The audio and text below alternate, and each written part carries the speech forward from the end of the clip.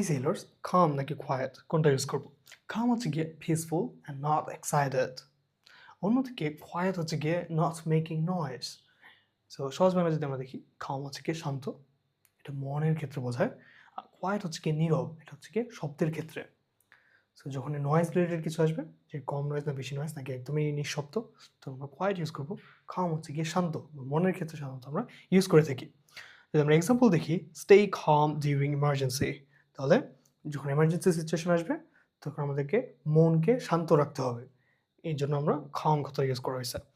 Please be quiet in library, এখানে শব্দ করা যাবে না বা নিঃশব্দ হয়ে থাকতে হবে, বা বি কোয়াইট মানে নীরব হয়ে থাকো লাইব্রেরিতে, এটা হচ্ছে কি, এটার জন্য এখানে কোয়াইট কথা ইউজ হয়েছে।